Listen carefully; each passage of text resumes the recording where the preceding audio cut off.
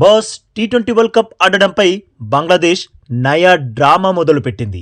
మేం చెప్పిన 3 షరతులు ఒప్పుకుంటేనే వరల్డ్ కప్ ఆడడానికి ఇండియాలో అడుగు పెడతాం, లేదంటే ఇండియాకి వెళ్ళమని ఐసీసీ ఇంకా బీసీసీఐని ఓ రకంగా బ్లాక్ మెయిల్ చేస్తుంది. మరి బంగ్లాదేశ్ టీం వల్ల టీ20 వరల్డ్ కప్ ఇరకాటంలో పడబోతుందా?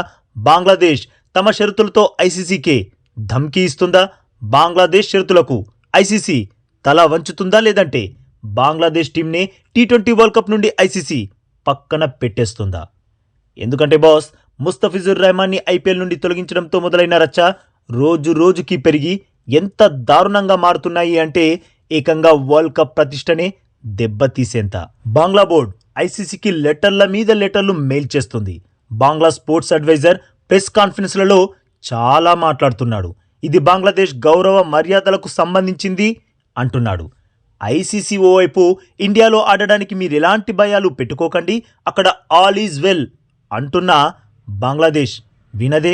అసలేం జరిగిందో తెలియదు కానీ ఈసారి బంగ్లాదేశ్ చాలా చాలా మొండి పట్టు పడుతోంది. అరే, ఐసీసీ మిమ్మల్ని జాగ్రత్తగా చూసుకుంటామని నమ్మకం కలిగిస్తున్నా కూడా బంగ్లా బోర్డ్ నమ్మడం లేదు. పైగా 3 కొత్త షరతులను ముందుకు తెచ్చింది. మరి ఆ షరతులేంటో ఒక్కొక్కటిగా ఇప్పుడు తెలుసుకుందాం బాస్. బంగ్లాదేశ్ పెట్టిన ఫస్ట్ కండిషన్, బంగ్లాదేశ్ ప్లేయర్స్కి అలాగే సపోర్ట్ స్టాఫ్కి కట్టుదిట్టమైన భద్రత కల్పించాలి అని. అరే, భద్రత ఎలాగూ ఇస్తారు, కేవలం బంగ్లాదేశ్కేంటి, వరల్డ్ కప్ ఆడడానికి వచ్చే ప్రతి టీం పూర్తి బాధ్యత ఇండియాదే. దీన్ని స్పెషల్గా అడగాల్సిన అవసరమే లేదు. మీరు ఇండియాలో అడుగు పెట్టాక మీది మీరే చూసుకోండి అనైతే చెప్పరుగా. పూర్తి భద్రతతో ప్రతి టీంని గ్రౌండ్కి తీసుకెళ్లడం, మళ్ళీ హోటల్లో దించేయడం సంగతి మా ఇండియానే జాగ్రత్తగా కాదు, చాలా జాగ్రత్తగా చూసుకుంటుంది. అందులో సందేహానికే తావులేదు. ఆల్రెడీ ఐసీసీ ఇంతకుముందే క్లియర్గా చెప్పింది, ఇండియాలో సెక్యూరిటీ ఇష్యూస్ అస్సలు ఉండవు అని, వచ్చి వరల్డ్ కప్ ఆడి వెళ్ళమని. కానీ బంగ్లాదేశే అనవసరంగా ఓవర్ బిల్డప్లు ఇస్తుంది. ఇక నెక్స్ట్ సెకండ్ కండిషన్లో కేవలం ప్లేయర్స్ ఇంకా స్టాఫ్కే కాదు, మా అధికారులకు కూడా పూర్తి బాధ్యత కల్పించాల్సింది మీరే అని కండిషన్ పెట్టింది. అసలు ఐసీసీ పనేంటి? టీ20 వరల్డ్ కప్లో ఆడే టీమ్స్కి స్టాఫ్కి సెక్యూరిటీని అందించడం, అంతేకాని వాళ్ళ అధికారులకు కూడా భద్రత కల్పించాలి అని అడగడం ఏంటి? ఇది ఎంతవరకు కరెక్ట్? ఇక థర్డ్ కండిషన్, ఇదైతే యాక్చువల్గా కొంచెం కాదు బాస్, చాలా అతి.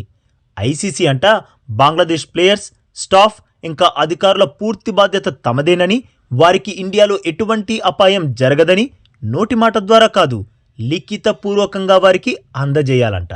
నాకు అర్థం కాదు, ఐసీసీ బోర్డు కింద బంగ్లా బోర్డు పనిచేస్తుందా, లేదంటే బంగ్లా బోర్డు కింద ఐసీసీ పనిచేస్తుందా? ఐసీసీ మీకు లిఖితపూర్వకంగా రాసివ్వాలా? అసలు ఇలాంటి కండిషన్స్ పోయి ఐసీసీకి పెడుతున్నారా? వింటుంది కదా అని ఏది పడితే అది మాట్లాడతాం, కండిషన్స్ పెడతాం అంటే తిక్కరేగి ఐసీసీ టీ20 వరల్డ్ కప్లో మీరు అవసరం లేదు, మీ కండిషన్స్ అవసరం లేదని మీ టీంని బ్యాన్ చేసింది అనుకోండి.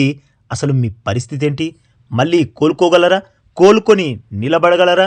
అసలు మీకు వచ్చే రెవెన్యూలో చాలా వరకు ఐసీసీ నుండే వస్తుంది. అలాంటిది ఐసీసీకే కండిషన్స్ పెడతారా? ఓవైపు మీ బంగ్లా టీం మాజీ కెప్టెన్ తమీమ్ ఇక్బాల్ చెబుతూనే ఉన్నాడు, అనవసరంగా ఐసీసీతో పెట్టుకుంటే తర్వాత కోలుకోలేని దెబ్బ మనకే పడుతుంది అని. అయినా మీకు అర్థం కావట్లేదు. టీ20 వరల్డ్ కప్ ఆడాలంటే 3 కండిషన్స్ ఒప్పుకోవాల్సిందే అని ఐసీసీకే ధమ్కీ ఇచ్చేస్తున్నారు. చూద్దాం మరి ఐసీసీ దీనిపై ఎలా స్పందిస్తుందో అని.